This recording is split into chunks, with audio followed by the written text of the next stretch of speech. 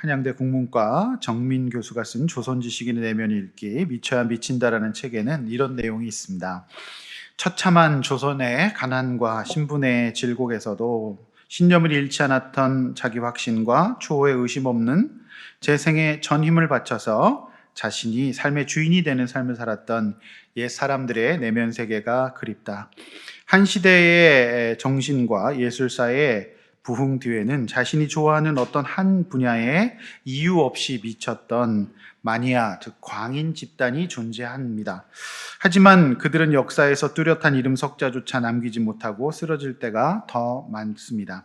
하지만 한 시대의 열정이 이런 진짜들에 의해 뒷받침되고 우연히 남은 한 토막의 글에서 그들과 만나게 되는 것은 한편 슬프고도 다행한 일이다, 이렇게 얘기했습니다. 조선시대에 500년 역사를 이끌어왔던 사람들 있습니다.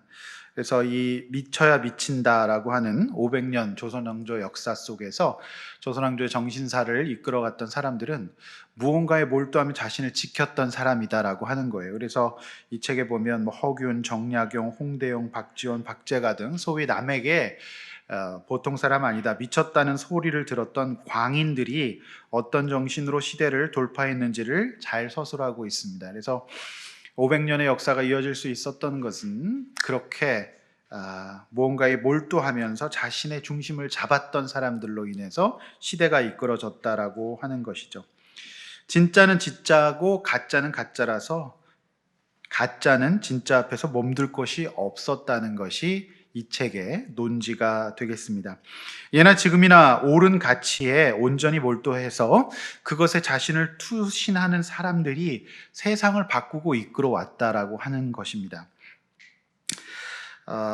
우리는 사도 바울의 5번째 변론을 지난주 본문까지 살펴보았습니다. 바울을 로마에 보내는 총독 베스도의 소송장을 작성하기 위해서 아그리빠 왕 앞에서 복음을 전할 기회를 얻은 바울은 말씀드렸듯이 두 손을 들고 하나님께 영광을 돌리면서 유감없이 자신의 간증을 섞어서 우리가 복음을 전했다는 것을 살펴보았습니다. 그래서 오늘 본문은 그 바울의 유감없는 간증을 섞은 복음 전파에 대한 이제 반응이 나오고 있습니다. 바울은 베스도 총독에게 그 반응, 설교를 듣고 반응은 내가 미쳤다, 많은 학문이 너를 미치게 한다라고 하는 굉장히 부정적인 평가를 듣게 됩니다. 자, 저는 오늘 내가 미쳤다라는 제목으로 말씀 전하려고 하는데, 무언가에 미칠 수밖에 없는 이 세상에서 과연 저와 여러분은 무엇에게 미쳐 있는지, 또 복음에 집중하면서 복음에 미쳐 있는 사람을 하나님께서 어떻게 인도하시는지, 또 그런 바울에게 어떤 사람들을 붙여주시는지 함께 묵상하는 오늘 그런 은혜의 시간이 되기를 기대합니다. 이제 본론입니다. 본문 24절입니다. 바울의 변론이 끝났습니다. 이 모든 것을 듣고 있던 베스도 총독의 반응이 나와요. 베스도 총독은 큰 소리로 사람들 재판정 앞에서 내가 미쳤다, 내 많은 학문이 너를 미치게 한다, 이런 말을 했습니다. 자, 여기서 많은 학문은 구약을 말해요. 자, 이방인 총독이었던 그로서는 바울이 전하는 말이 일종의 공부로 들렸을 겁니다. 말씀으로 들리지 않았으니까. 그래서 베스도가 많은 학문이 너를 미치게 했다, 네가 공부를 너무 많이 했구나, 너가 미쳤구나, 이런 말을 했습니다. 자, 총독 베스도가 왜 이러한 부정적인 반응을 보였을까요? 그것은 재판 내내 논리나 분위기 면에 있어서 모든 것을 아그리빠 왕이나 이 총독 베스도가 주도하는 것이 아니라 바울이 주도했기 때문이에요. 지금 재판장에서 화려한 권위를 뽐내는 옷을 입고 앉아 있는 것은 아그리빠 왕과 총독이었어요. 그런데 거의 거짓골을 하고서도 재판 과정을 압도하는, 뭐라 설명할 수 없는 놀라운 권위와 살아있는 눈빛으로 복음을 전하는 바울 앞에서 저들의 자존심은 상할 수밖에 없었을 거예요. 속이 꼬였을 겁니다. 베베 꼬였을 겁니다. 자신도 모르는 사이에 이들은 이 바울의 그 변론, 설교, 간증 내내 끼어들지 못해요. 한마디도 못합니다. 그러니까 압도적으로 바울이 일방적으로 얘기를 하거든요. 반박도 못합니다. 그러니까 제가 볼 때는 그들도 모르는 사이에 은혜를 받을 뻔했던 것 같아요. 뭔가 감동이 막 올라 그러고, 이게 뭐니 거짓골을 하고 있는 사람이 너무 살아있는 눈빛으로 자신들이 화려한 복장을 부끄럽게 하는 거죠. 그러니까 은혜를 받으려고 하는 찰나 총독은 이내 본성으로 돌아가, 내가 이럴 때가 아니지, 내가 은혜 받으면 안 되지, 나는 총독이지. 그리고 앞으로 편안한 공직 생활을 위해서는 정치적인 동료인 유대 왕 아그리빠, 이 사람하고 잘 지내야 되거든요. 그래야 자신의 이 통치 지역이 안전하거든요. 문제가 일어나지 않아요. 그래서 아그리빠 왕의 면을 세워줘야 되겠다는 인간적인 생각을 한 것으로 보여요. 그래서 정치적인 파트너인 아그리빠 왕 앞에서 바울이 자신이 알지 못하는 구약이라는 학문에 미쳐서, 네가 지금 미쳐가지고 총독과 왕의 권위를 무시한다, 이렇게 말을 하고 있는 것으로 보입니다. 자, 본문 25절이에요. 바울은 곧바로 베스도에게 말합니다. 베스도 각하여, 내가 미친 것이 아니요 참되고 온전한 말을 한 것입니다. 그렇게 말합니다. 바울은 지금 총독을 각하라고 부르며 존중하고 있어요. 몸은 아팠지만 재판 과정에서 바울이 정신을 잃거나 중언부언한 적 없어요. 헛소리 한 거 아닙니다. 그는 온전히 정신이 온전했어요. 그러니까 지극히 온전한 상태였어요. 그래서 참되고 온전한 말을 했어요. 각하라는 말을 쓰는 걸 봐서 그는 지금 그들을 존중하고 있는 거예요. 그러니까 자신의 입장과 처지를 정확하게 알고 있는, 미친 상태가 아니라는 것을 알 수 있습니다. 본문 26절입니다. 26절은 왕에게 하는 이야기로 들을 수 있지만 왕에게 하는 이야기가 아니에요. 베스도 총독에게 하는 말입니다. 왕도 바울이 하는 말을 하나도 빠짐없이 알고 있습니다. 총독님, 사실 내가 한 말 왕도 다 알고 있습니다. 지금까지 자신이 전한 복음은 한 번도 공개적으로 말하지 않은 적이 없습니다. 그렇게 얘기를 해요. 사실 그랬어요. 유대인의 왕이었던 아그리빠 왕은 바울이 간증한 바리새인 때의 생활에 대해서 유대인들이 다 알고 있었잖아요. 바울이 어떤 인물이었는지 소상히 알고 있었고, 바울이 전한 구약의 메시아의 예언에 대해서 누구보다도 잘 알고 있었어요. 자, 바울은 여기서 아그리빠 왕에게 직면합니다. 질문을 던지죠. 본문 27절입니다. 아그리빠 왕이여, 선지자를 믿으시나이까? 이렇게 말합니다. 자, 이 선지자를 믿습니까? 라고 하는 이 질문은 예수의 오심을 예언한 구약의 선지자들을 말을 믿느냐는 거죠. 구약이 메시아가 온다는 예언이잖아요. 아그리빠 왕 알고 있었습니다. 그래서 바울은 그 선지자의 예언을 믿느냐, 이렇게 말했습니다. 그런데 바울은 그 선지자가 예언한 메시아가 예수 그리스도라는 것을 주장했지요.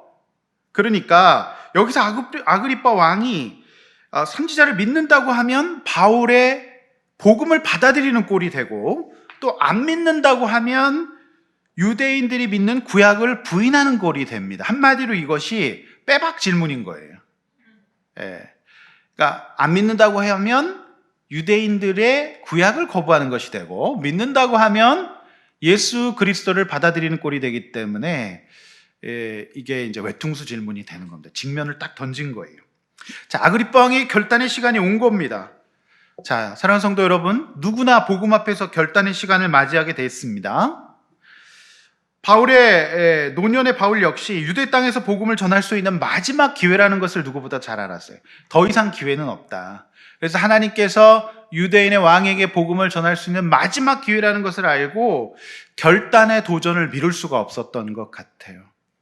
여러분, 우리가 복음이라는 것은 결단이 필요합니다. 그래서 저도 우리 성도님들에게 결단을 요청할 때가 있어요. 이게 기회라고 생각하고 미룰 수 없다는 생각을 가질 때가 있다는 것이죠. 자, 바울의 간증과 설교에서 아그리빠 왕이 단 한 번 더 끼어들어서 바울의 말을 막거나 화낸 적이 없습니다. 그래서 이후 최종 판결을 보았을 때 아그리빠 왕은 사실 무죄 선고를 하거든요. 그래서 이 바울의 전도에 압도되었던 걸로 보여요. 예. 그래, 결단의 순간 왕은 많은 것을 생각했을 거예요. 그 거짓골을 하고서 상한 이 몸의 상태에서 또 매우 고초를 당했기 때문에, 그리고 2년간 수감 생활을 했습니다. 노년의 바울은 거의 정말 남루한, 보기 민망한 꼴이었을 겁니다. 근데 그의 눈빛과 그의 영혼이 살아 있었어요. 근데 그 설교를 들으면서 바울은 나는 화려한 옷을 입고 왕노릇을 하고 있지만 거짓골을 하고서도 저 살아있는 눈빛, 말로 형언할 수 없는 죄수 바울의 권위와 그 내면 세계의 평안, 이것을 바라보면서 모든 사람은 아마도 저 바울을 닮고 싶다, 위대하다, 저 안에 뭐가 있을까, 이런 생각을 했을 것입니다. 그러나 그는 이미 무언가에 그도 미쳐 있었어요. 무엇에 미쳐 있었을까요?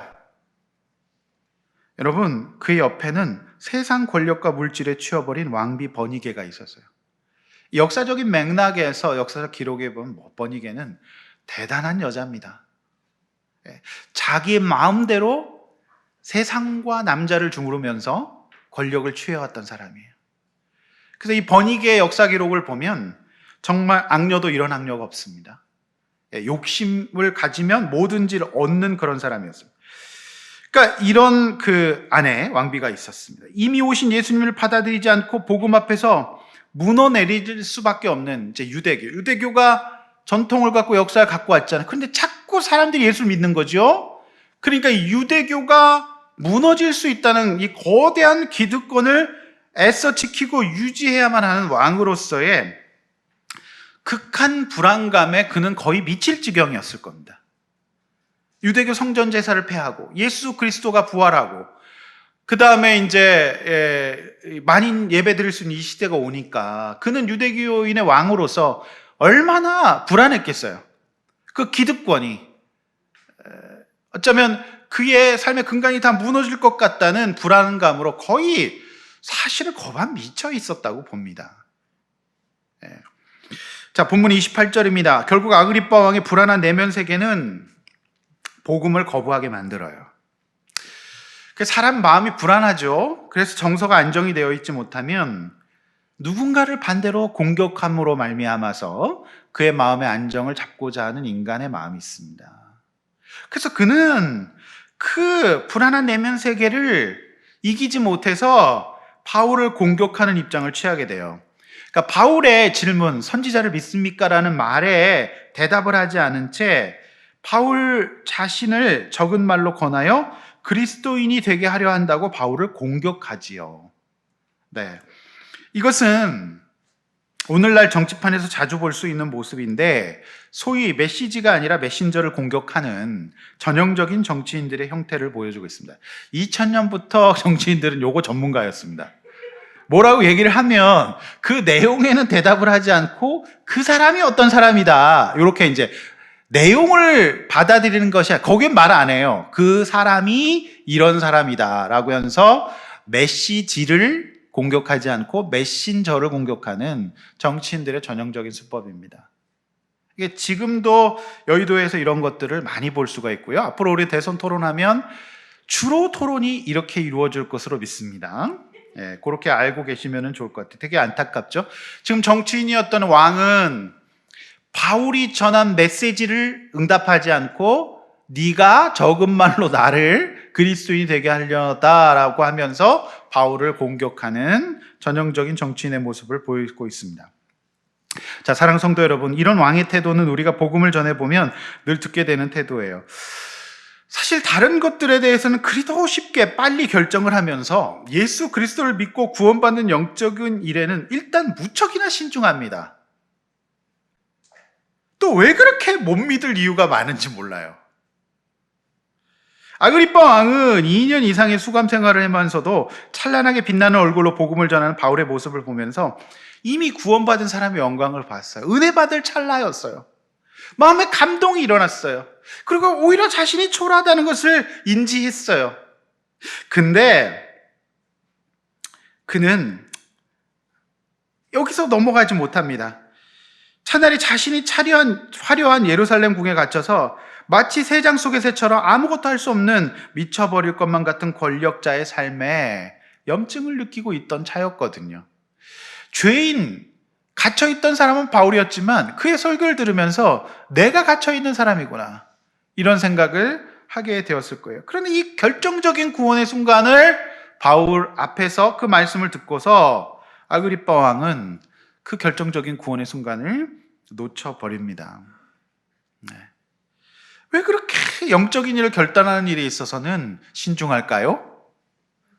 네. 우리가 전도를 해보면 다른 일은 덥석덥석 잘 결정하는데 왜 그렇게 영적인 일에 우리가 신중할까요? 그게 우리에게 무슨 해가 될까요? 그렇지 않잖아요. 그래요. 본문 29절이에요. 오늘 29절에서 바울의 태도를 본받아야 합니다. 바울은 최선을 다해서 복음을 전했어요. 그러나 신통치 않은 결과 앞에서 바울은 왕에 대한 애통한 마음을 잃지 않았어요. 본문 27절 질문에서도 바울은 믿으시는 줄 아나이다라는 말로 왕의 면을 세워주었어요. 그리고 예수 믿기를 거부하고 자신을 공격하는 왕 앞에서도 자신이 결박된 것 외에는 다 나와 같이 구원받은 하나님의 자녀가 되셨으면 좋겠습니다 라고 말했습니다. 그래서 그는 정말 마음도 아프고 몸도 상할 수 있는 그런 상황이잖아요. 2년간의 옥살이를 했어요. 그런데도 복음을 전했는데도 불구하고 미쳤다라는 말을 듣게 되었을 때 속상하잖아요. 네, 같이 욕할 수 있잖아요. 그런데 바울은 그렇게 하지 않았어요. 특별히 여기서 바울의 고백의 대상이 하나님께 원합니다. 당신의 구원을 하나님께 기도합니다. 이런 얘기를 하잖아요. 이제 상대의 구원의 주권이 하나님께 있다는 것을 바울은 인정한 거예요. 내가 복음을 전해도 내가 구원시키는 것이 아니라 왕의 영혼 구원은 하나님께 달려 있습니다. 그래서 내가 하나님께 구합니다. 이렇게 얘기했던 거예요. 우리는 복음을 전해요. 그러나 복음은 성경에서 언제나 식물에 비유되죠. 그래서 복음은 뿌린다, 씨를 뿌린다 이렇게 비유가 됩니다. 씨는 반드시 땅에 떨어져 열매를 맺게 돼요. 그러나 금방 열매 맺지 않습니다. 동물이 아니기 때문에 그래요. 바울은 복음의 씨앗을 뿌리되 자신이 전한 복음이 언젠가 늙지만 열매를 맺고 또 안 맺고는 전적으로 하나님의 주권 사항임을 믿고 있었다는 거예요. 우리가 바울의 입장을 애써 생각을 해봅시다. 우리가 이렇게 복음을 전해요. 최선을 다합니다. 그러나 오히려 나를 공격하며 내가 미쳤다라고 얘기를 들을 수도 있습니다. 그러나 우리는 기회가 있을 때마다 복음을 전해야 했고 비록 반응이 좋지 않았을 때에도 바울처럼 구원은 하나님께 속한 전적인 사역이라는 것을 우리가 믿고요. 언제나 우리가 좌절하지 말고 또 화를 내거나 복음 전하기를 포기하지 않는 저와 여러분 될 수 있기를 주님의 이름으로 축원합니다. 자신을 미쳤다고 공격하는 왕을 저주하지 않고 기꺼운 마음으로 축복하는 거죠. 이것이 복음 전하는 저와 여러분, 우리 교회가 감당해야 될 일이라고 믿습니다. 구원은 주님께 속했기 때문에 그런 것이죠. 제가 이 본문을 보면서 위로받는 것은 바울이 이렇게 간증을 담아 설교를 해도 안 믿는 인간이 있구나. 오히려 공격하는 인간이 있구나. 저는 그래서 굉장히 위로를 받았습니다. 근데 이제 이 바울의 태도가 참 귀하잖아요. 구원은 하나님께 속했습니다. 하나님께 바랍니다라면서 그는 왕을 미워하지 않았어요. 우리가 이런 마음 가질 수 있기를 원합니다. 네, 끝까지 우리가 이런 마음 가질 수 있기를 원합니다. 네, 하나님께 맡기세요. 자, 전 국민의 이제 10%가 어떤 사람들인지를 말씀드리고 싶은데요. 크리스찬 정신의학자인 연세대 정신과 전우택 교수는 전 국민의 10%가 치료를 요하는 정신질환을 앓고 있는 것으로 이제 보고하고 있습니다. 이분의 글에서 이런 얘기를 해요. 과거에는 빈곤으로 인해서 먹고 사는 문제가 중요하였고 신체적인 질병만이 질병으로 인정받게 되었고요. 마음이 어렵고 우울하고 힘든 것은 그냥 배부른 병이다 이렇게 치부되었지만 이제 우리가 경제적인 사정이 나아지고 인간의 건강 개념이 단순히 몸의 건강뿐만 아니라 정신적인 차원까지 넓혀지면서 현대 사회는 아마도 이 마음의 병, 정신질환과 정신건강에 대한 관심이 매우 커지는 시대가 될 것입니다. 그래서 공식적인 통계가 전 국민의 10% 정도가 치료를 요한다라는 통계가 잡히고 있습니다. 그러면서 이제 현대인이 될수록 왜 자꾸 사람들의 마음이 어려워지는가에 대해서 이분은 이런 진단을 내요. 한 3가지 정도 진단을 내요. 첫 번째는 전통사회 붕괴인 거예요. 그러니까 사람은요, 그동안 살아왔던 틀과 형식과 내용들이 유지되기를 원하거든요. 그리고 그 속에서 정서적인 안정감을 누려요. 그런데 이제 이게 다 무너지고 있어요. 심지어 이런 젠더 문제 같은 것도 다 무너지고 있고요. 가족의 개념도 무너지고 있고, 그동안 인류가 살아왔던 것이 전통적인 것들이 다 무너지는 거예요. 그러니까 인간은 굉장히 불안감이 많아질 수밖에 없다라고 하는 겁니다. 급속하게 변하니까. 또 하나의 이제 이 사람들의 마음이 어려워지는 이유가 이제 개방된 현대사회 가능성이라는 거. 이게 뭔 얘기냐면, 여러분 요즘 정신과에 가장 많은 상담을 하려고 오는 그 이슈가 뭔지 아십니까? 선생님들이 얘기하시는 게 의외로 주식 투자를 합니다. 예. 코인이나 주식 이런 것으로, 그러니까 개방된 가능성이 있어요. 그래서 굉장히 많은 돈을 벌 수도 있지만 반대로 어떻게 됩니까? 굉장히 많은 것을 잃을 수가 있는 거예요. 그러니까 이게 예측이 안 되는 겁니다. 투자의 사회이기 때문에 개방된 가능성은 또 다른 불안을 야기하기 때문에, 그리고 어떤 사람들은 또 많이 벌고 어떤 사람들은 또 많이 잃고 이렇게 되겠고, 요즘 또 주가가 안 좋다고 하지 않습니까? 그러니까 사람들이 마음이 무너지는 거예요. 개방된 가능성이 또 하나의 심한 불안의 요소일 수 있다라고 하는 겁니다. 마지막 세 번째는 인간관계를 형성하는 메커니즘이 확확 변하고 있기 때문이다. 그게 무슨 얘기냐면, 과거에는 사람 대 사람으로 만나서 아이들이 동네에서 함께 오징어 게임 하면서 놀았어요. 그쵸? 근데 요즘에는 애들이 뭐 하면서 놉니까? 집에 가서 놀자가 아니라요, 집에 가서 게임하자 이렇게 됩니다. 그러니까 인간관계 형성이 인터넷이 발달되면서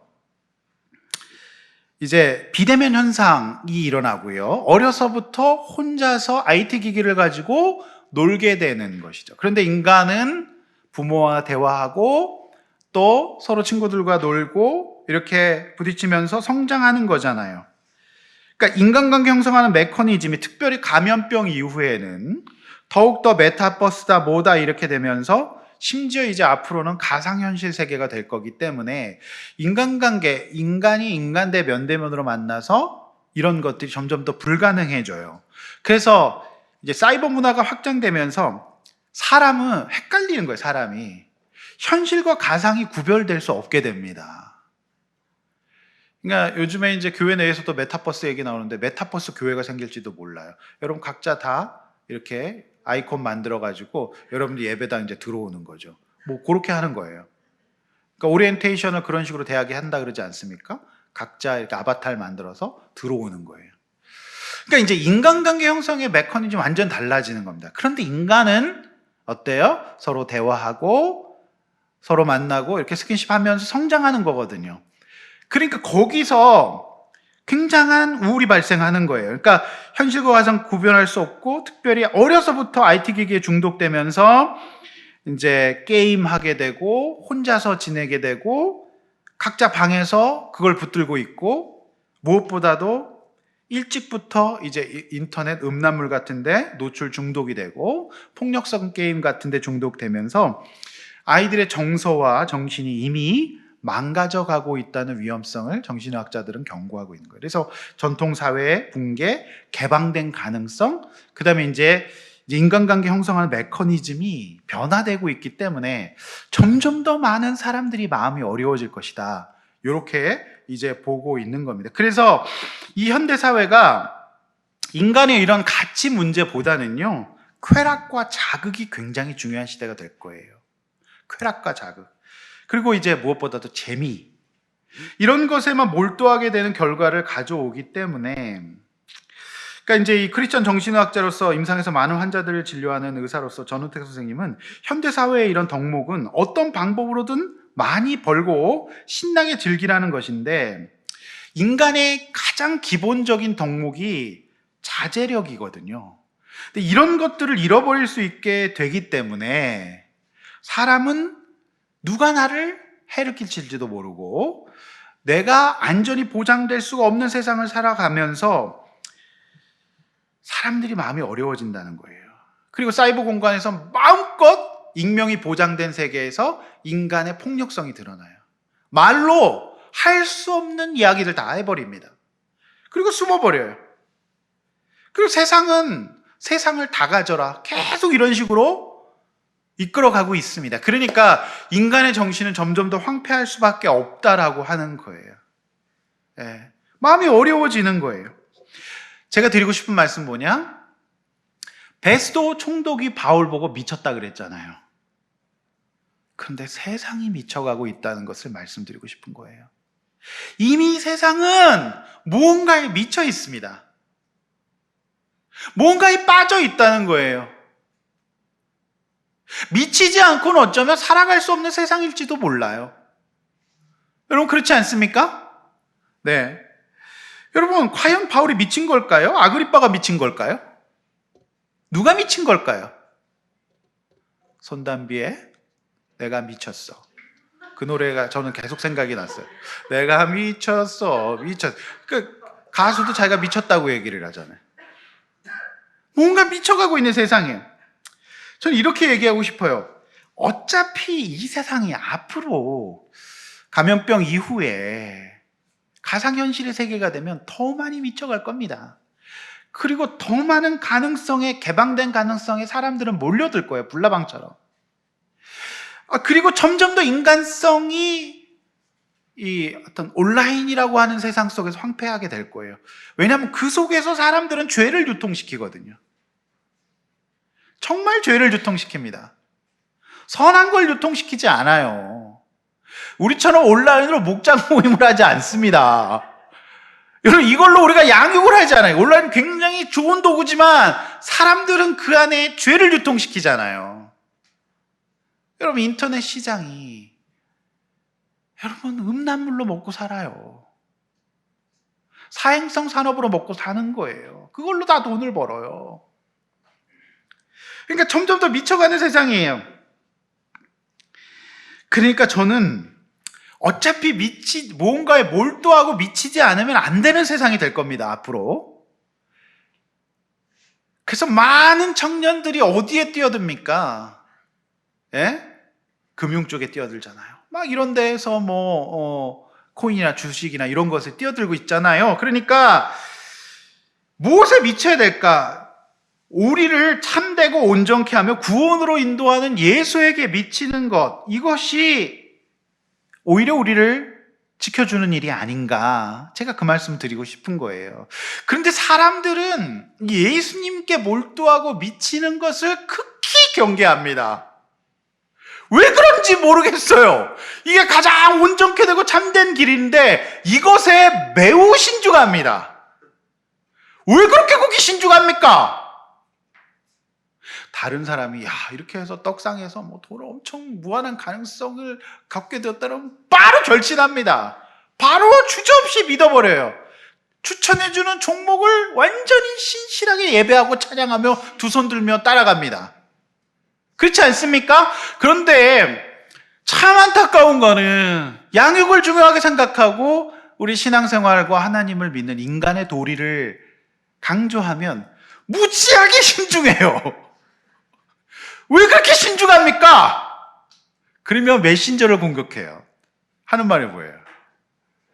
오늘날 교회 다니는 사람이 제일 나쁘다는 등, 교회 다니는 사람이 이상하다는 등, 목사가 어떻다는 등, 교회가 어떻다는 등, 메신저를 공격하잖아요. 그렇지 않습니까? 물론 이상한 사람도 많이 있어요. 이상한 목사님들도 많이 있습니다.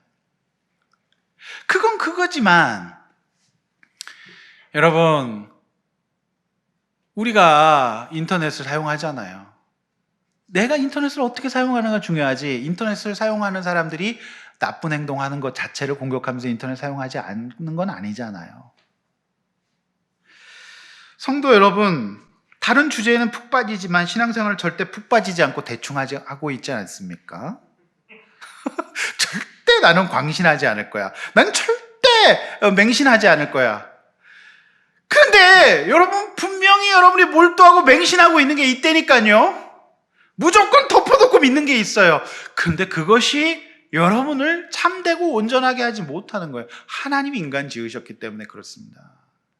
복음이 없는 세상은, 하나님의 말씀과 복음이 없는 세상은 제가 예언합니다. 점점 더 나빠질 가능성이 많아요. 인간은 참되고 온전케 하는 복음 앞에서 온전하게 될 수 있는 거예요. 하나님 앞에서 말씀을 듣고 예배 시간에 내용원의 결단을 하지 않은 채 예수 믿는 사람이 어떻다, 교회가 어떻다 하면서 아그리빠 왕처럼 메시지보다 메신저를 공격하는 어리석은 삶을 살지 않기를 원합니다. 미쳐가는 세상에서 오직 깊고 온전한 믿음만이 나를 참되고 온전케 지켜줄 것을 믿으시기를 바랍니다. 성도 여러분, 좀 더 집중합시다. 기왕 신앙생활하는 거 조금 더 매니아처럼 신앙생활해야 되지 않을까요?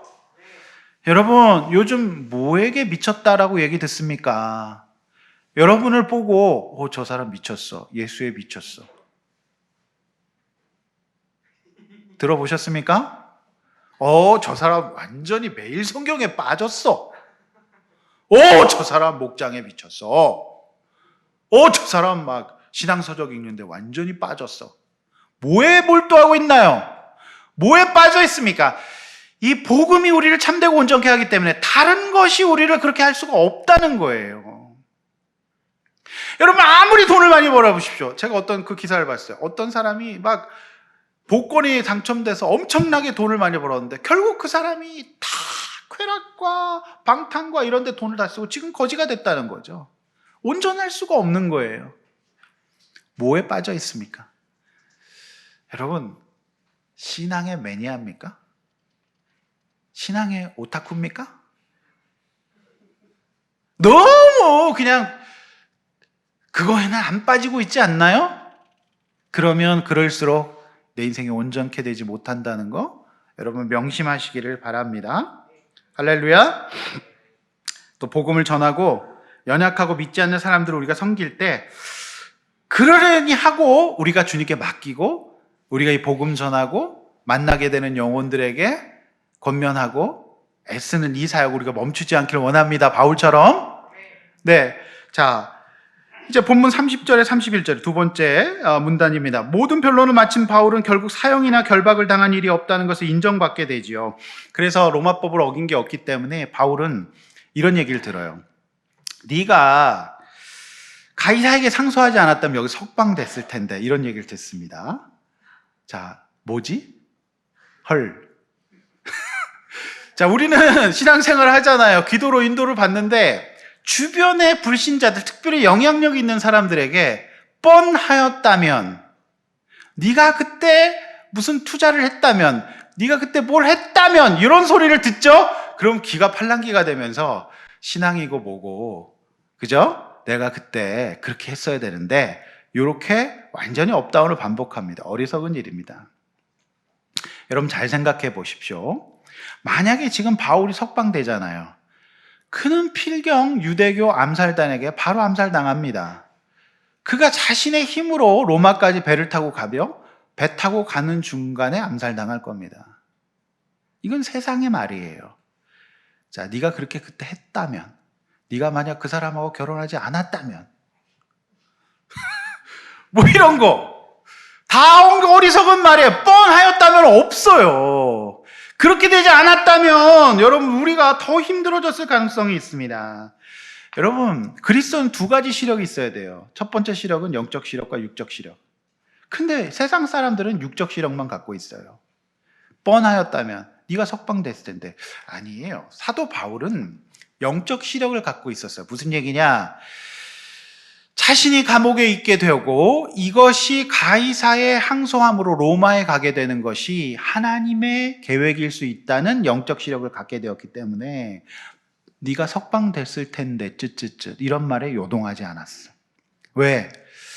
하나님이 그렇게 자신을 보호하신다는 것을 볼 수 있는 영적 시력이 있었다는 겁니다. 즉 하나님은요, 고난을 통해서 저 여러분이 원치 않는 방식을 통해서 더디게 가는 방식을 통해서 저 여러분을 오히려 구원하실 가능성이 매우 많다라고 하는 겁니다. 할렐루야. 사도 바울은 그걸 본 거예요. 그런데 이 왕과 총독은 아이고 뭐하러 가이사에게 상소하냐, 네가 여기서 해방될 텐데, 고난 끝 행복 시작인데, 이런 말을 합니다. 그렇죠? 그 말을 들어야 될까요? 그래서 우리가 매일 성경보다 매일 경제보다 매일 성경이란 말이 있어요. 예? 매일 경제만 맨날 보면 뭐합니까? 매일 성경을 봐야죠. 그래서 바울은 그 관점이 있었어요. 그래서 바울은 감옥에서 하나님과 교제하면서 그 일을 통해서 하나님 자신을 구원해 가신다는 것을 믿었어요. 자신에게 가장 안전한 곳은 가이사랴 감옥이었고, 그가 안전하게 자신의 마지막 목적지인 로마로 들어가는 것은 로마 군대 호송을 받는 것밖에 없었다는 것을 알고 있었기 때문이에요. 이것이 영적 시력 있는 자가 세상에 뻔하였다면 앞에서 흔들리지 않을 수 있는 겁니다. 여러분, 뻔하였다면 세상의 이론과 논리와 뉴스들은 너무 많이 들려와요. 그렇지만 여러분, 영적 시력을 가지고 하나님께서 나를 감옥에 묶어두심으로 완벽하게 구원하실 수 있다는 것을 믿으시기를 바랍니다. 아멘?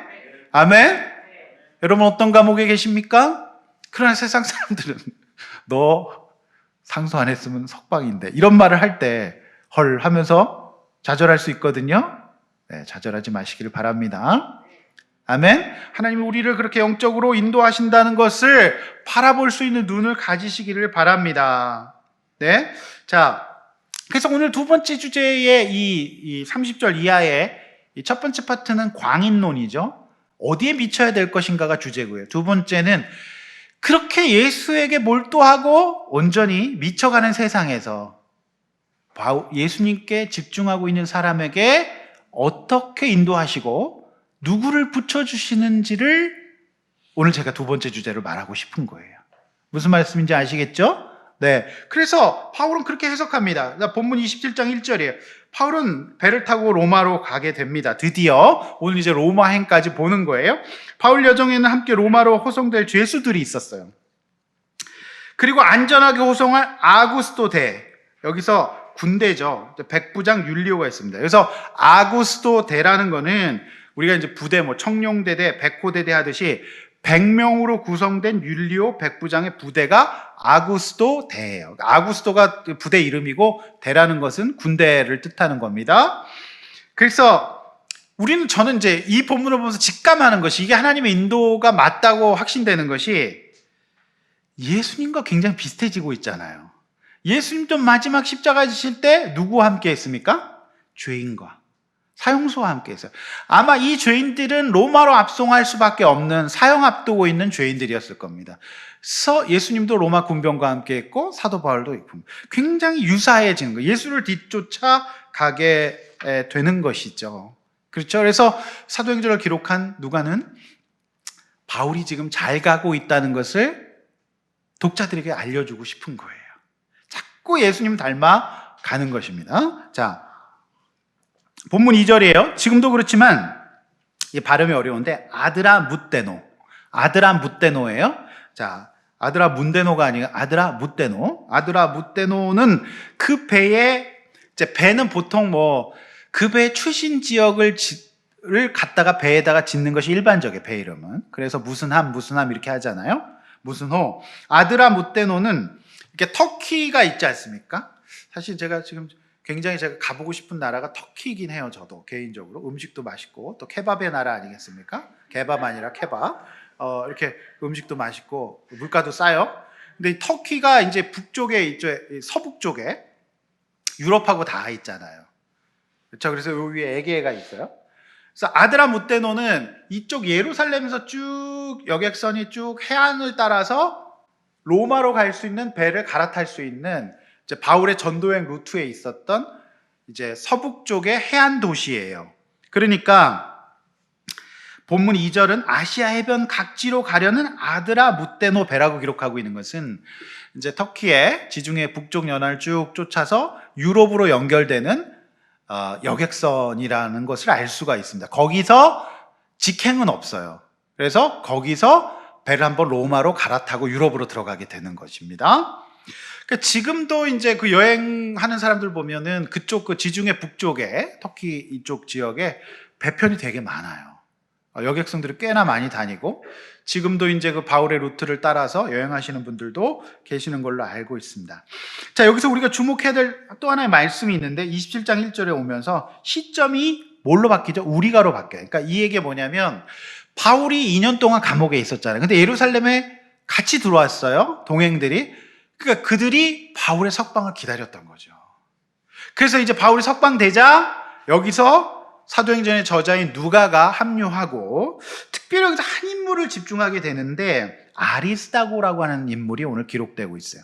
이 아리스다고가 누구냐면은 바울이 이제 전도 여행 때 함께 했던 사람이에요. 자, 아리스다고가 사도행전 19장 29절 30절에 등장합니다. 자, 글을 한번 같이 읽어볼까요? 본문 19장 29절 30절 앞에 보시면서 한번 읽습니다. 시작. 온 시내가 요란하여 바울과 같이 다니는 마게도니아 사람 가이오와 아리스다고를 붙들어 일제히 연극장으로 달려 들어가는지라. 바울이 백성 가운데로 들어가고자 하나 제자들이 말리고. 네, 이 아리스다고는 바울이 데살로니가 2차 전도 여행 때 얻은 제자예요. 그러니까 아리스다고는 2차 전도 여행 때 어떤 일이 있었어요? 에베소에서 전도했잖아요. 그런데 우리가 알다시피 아데미 여신의 우상 만들어서 먹고 사는 은장색 데메드리오라고 하는 인물이 소요를 일으키죠. 왜냐하면 바울이 우상을 철폐하고 복음을 전하니까 그 산업에 타격을 입어서 열이 받아가지고 이제 소요를 일으켜서 그때 사람들을 연극장으로 끌고 들어가는데 이때 끌려 들어간 사람이 아리스다고예요. 그래서 이 사람은 그때 바울이 전한 복음을 듣고 회심하고 이후에 3차 전도 여행과 그 다음에 예루살렘 행과 지금까지 계속 바울을 돕는 사람으로서 함께 행하고 있다는 겁니다. 그래서 사도 바울은 특별히 그 아리스다고에 대한 고마움을 지속적으로 표현하고 있어요. 얼마나 아리스다고가 늙고 노쇠하고 힘들어하는 이 바울을 잘 섬겼는지를 보여주고 있는 거죠. 그래서 바울은 이 아리스다고라고 하는 인물에 대해서 특별히 강조해서 기록을 많이 하고 있어요. 그 기록이 이제 골로새 10장 말씀이죠. 자, 골로새 10장 말씀 한 번 더 같이 읽어보겠습니다. 시작. 나와 함께 갇힌 아리스다고와 바나바의 생질 마가와 이 마가에 대하여 너희가 명을 받았음에 그가 이르거든 영접하라. 네, 아리스다고가 바울이 갇혔을 때도 함께 하고 있었어요. 그러니까 빌레몬서에는 험난한 자신의 전도의 마지막까지 끝까지 함께했던 사람이 바로 아리스다고라고 말하고 있어요. 그래서 나의 동역자라고 말하고 있습니다. 그렇죠? 그러니까 이 아리스다고에 대해서 특별히 누가도 사도행전의 저자인 누가도 그의 이름을 특별히 기록함으로 함께했다라고 얘기하는 것을 봐서 아리스다고는 정말 바울에게 큰 힘이 되었던 동역자라고 볼 수가 있습니다. 그래서 골로새와 빌레몬서에 나와 함께 갇힌 자라는 거죠. 그래서 로마에 가서 마지막 바울이 로마에서 또 투옥되고 로마에서 이제 순교할 때까지 그때까지 끝까지 사도 바울의 동역을 했던 사람이 바로 아리스다고라고 하는 거예요. 바로 그것을 이제 누가는 기록하고 있고 바울도 고마워서 아리스다고를 지금 영접하라고 말하고 있는 겁니다. 여러분, 근데 이제 이거는 순수히 제 생각입니다. 그는 마게도냐 사람이었어요. 그렇죠? 그는 백인이었을 겁니다. 그런데 바울은 짝달막하고 여러 가지 연약함과 장애가 있는 동양인이었어요. 늙은 사람이에요. 볼품 없어요. 거의 거짓골을 하고 있습니다. 근데 제가 볼 때는 백인이었고 이 어떤 풍채가 초라하며 거짓거린 죄수 바울을 존경하며 노쇠한 노년의 사도를 끝까지 그가 말년까지 로마 가서도 끝까지 그가 함께 했던 것이죠. 그렇지 않습니까? 여러분, 우리 한국의 선교에 있어서도 언더우드 아펜젤로 선교사님 그 20대의 백인들이 우리나라에 와서 조선 땅에 정말 옷은 하얗지만 정말 꼬질꼬질하고 여러 가지 기본적인 병에 걸려서 죽어가는 무속과 무당을 섬기며 살아가는 조선 민족을 섬겼던 것이 아니겠습니까? 제가 볼 때는 바울도 위대하지만 바울보다 더 위대한 사람은 바울을 이름도 빛도 없이 섬겼던 끝까지 동행하며 의지하였던 아리스다고라고 생각합니다.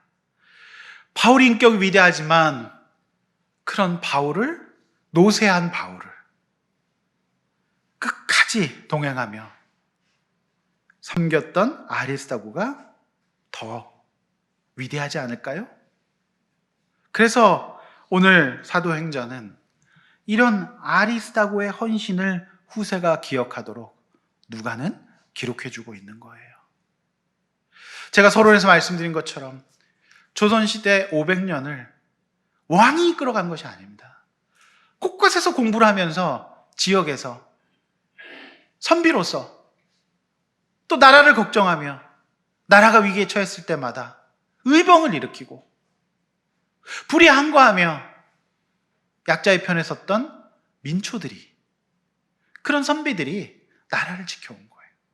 그러나 그들은 역사에 기록되지 않았을지 몰라도 이런 학자들이 그런 사람들의 인생을 보면서 감동받는다는 것 아니겠습니까?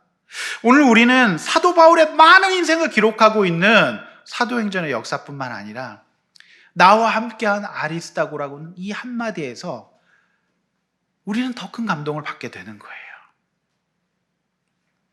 사랑하는 성도 여러분, 교회는, 사역자는 바울과 같은 인물됨으로 이루어지는 것이 아니에요.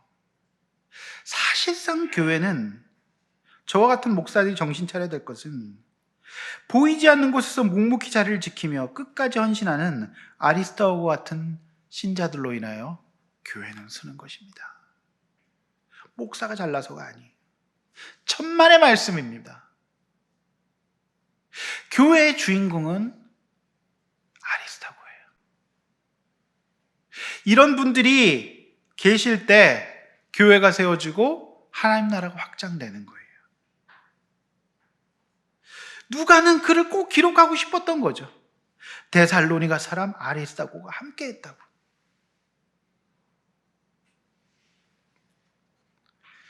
하나님이 기억하십니다. 사랑하는 성도 여러분, 바울의 일행과 죄수들과 100명의 군사 합쳐 사도행전 27장 37절은 도합 276명이라고 기록하고 있어요. 승객들이. 근데 이 모든 사람들이 훗날 이제 우리가 살펴보게 됩니다. 항해를, 믿음의 항해를, 이 항해에서 모두 다 구원받게 됩니다. 그러니까 바울이 로마로 가는 것이 하나님의 뜻이었어요. 어리석은 자들은 가이사에게 상소하지 말고 석방되지. 하나만 보는 것입니다. 여러분, 하나님께서 인도하실 때 여러분을 금방 끝나지 않는 항해를 하게 하실지도 몰라요. 그러나 그 길을 통해서 하나님은 완벽하게 구원하실 겁니다. 이제 여러분 보게 되실 거지만, 여러분, 바울이 독사에 물려요. 그런데 바울이 멀쩡합니다. 굉장히 인상적이죠. 가을뱀이 독합니다. 근데 뱀에 물렸는데 털어버려요. 이런 역사가 일어나고 풍랑 가운데서도 모든 사람이 바울과 함께함으로 구원을 확신하고 저 사람이 하나님의 사람인 것을 인정하게 되죠. 그 길이 맞았어요. 석방이 하나님의 뜻이 아니었던 겁니다. 세상 사람들은 석방만 꿈꿔요. 언제 나아지고 좋아지냐? 여러분, 그렇지 않습니다. 사랑하는 성도 여러분, 바울이 하나님께 몰두하고 미쳐있을 때 또 다른 믿음에 미쳐있는 사람 붙여주시는 하나님의 섭리인 거예요. 그래서 바울이 그 길을 끝까지 가고, 여러분, 바울이 처음 유럽 대륙에 이제 진출합니다. 로마로 들어갔을 때. 여러분, 유럽 하면 뭐 저 사실 유럽 안 가봤어요. 여행 무식자입니다. 유럽 가보신 분들 부럽습니다. 여러분들 유럽 가면 뭘 보시나요? 거의 100% 성당 볼 거예요. 기독교 유적 볼 겁니다. 가는 곳마다 성당이에요. 그래서 예수 안 믿는 사람들은 성당은 그렇게 가기 싫다는데 여행 그 코스에는 반드시 성당이 포함되어 있는 것 같아요. 제가 봐도. 여러분, 바울이 처음 복음을 갖고 로마에 들어갈 때 2000년 후에 유럽 전역의 기독교 유적이 그렇게 가득 찰지는 누가 알았겠습니까? 근데 바울의 그 발걸음이 유럽 대륙 전체를 뒤집어 놓은 거죠. 그게 복음이에요. 그게 하나님의 계획이었어요. 그래서 유럽에서 청교도들이 아메리카 대륙으로 넘어옵니다. 신앙의 자유를 찾아서. 그래서 거기서 봉기사를 변해서 한국까지 오게 된 거예요. 사랑하는 성도 여러분, 하나님은 어떤 분이십니까?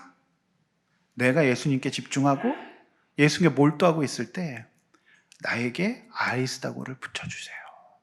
믿으시기 바랍니다. 믿으시기 바랍니다. 교회의 주인공은 바울 같은 인물이 아니에요. 교회의 주인공은 목사가 아닙니다. 교회의 주인공은 아리스다고처럼 믿음의 신의와 의리와 믿음의 도리를 지키며 묵묵히 끝까지 함께하는 사람이에요. 그 사람이 교회의 주인공이에요. 여러분, 저는 저와 여러분의 인생이 아리스다고로 인하여 지탱될 수 있길 원합니다. 저와 여러분의 인생이 넘어지려고 할 때, 낙심되려고 할 때, 쓰러지려고 할 때 아리스다고로 인하여서 우리의 사명을 끝까지 감당할 수 있길 원합니다. 사실상 제일 좋은 거는 나의 아리스다고가 나의 배우자면 대박입니다. 그래서 우리 배우자가 서로 아리스다고가 되어줍시다. 우리 옆에 있는 분들에게 아리스다고가 됩시다. 이렇게 한번 얘기해 주세요. 네. 배우자가 없으신 분들은 옆에 있는 지체가 아리스다고가 될 거예요. 또 가족이 아리스다고가 될 겁니다. 그렇게 하나님 붙여주신 거예요. 그렇지 않습니까? 저는 굉장히 은혜 받았어요. 이 본문을 보면서 교회는 아리스다고가 이끌어간다. 바울이 이끌어간 게 아니에요. 저 같은 사역자들이 진짜 정신 차려야 됩니다. 교회의 주인공은 바울이 아니라 아리스다고일 수 있어요. 하나님께서 저와 여러분을 이렇게 인도하시는 거죠. 비록 우리 교회가 그러면 작지만 함께 공동체를 이루어 매주 목장에서 말씀을 나누고 서로 중보하며 갈 때 아름답게 하나님 보실 줄로 믿습니다. 저와 여러분이 믿음의 길을 갈 때 주님께 집중하고 어차피 미쳐가는 세상 온전케 하고 바른 말을 하게 되는 점점 더 사람이 온전해지는 예수에게 집중하고 신앙생활을 좀 더 매니아적으로 할 때 우리가 온전해져서 그렇게 살면 우리 인생에 하나님께서 정말 쓰잘데기 없는 이 총독과 왕 같은 사람이 아니라 아리스다고를 붙여주실 거예요. 그래서 우리 인생의 모든 마라톤을 끝까지 승리할 수 있도록 인도해 줄 줄로 믿습니다. 아멘? 말씀을 맺습니다. 세상은 죄 가운데 미쳐가고 있다고 말씀드렸어요. 그리스도인으로 우리를 온전케 하고 참되게 하는 복음에 미칩시다. 어차피 미쳐야 되는 세상이에요. 또한 이 모든 이를 영적인 시각을 갖고 고난 가운데 나를 살리시고 하나님을 믿고 세상 사람들의 말에 영향받지 맙시다. 뭔 하였다면 데살로니가 사람 아리스다고와 같이 하나님 나라를 누군가를 섬기는 일에 끝까지 함께하는 저 여러분 되시기를 주님의 이름으로 축원합니다. 이렇게 한번 나눠보십시오. 요즘 어디에 몰두하고 있나요? 또한 부정적인 결과에도 불구하고 낙심지 않고 만나게 하신 영혼들을 꾸준히 복음을 전해 섬기고 있습니까? 저도 그렇게 하기를 원합니다. 결과는 하나님께 맡기고 뿌립시다. 사실 개척교회 작은 교회들이 그 역할을 하는 거예요. 교회 생태계에 굉장히 중요한 일입니다. 또 영적인 시각으로 바라봐야 될 일은 무엇일까요? 끝까지 바울과 함께하는 아리스다고처럼 나는 누구와 함께해야 되겠습니까? 그 믿음의 여정을 우리 끝까지 갈 수 있기를 원합니다. 들을 말 생각하며 찬양하고 기도합니다.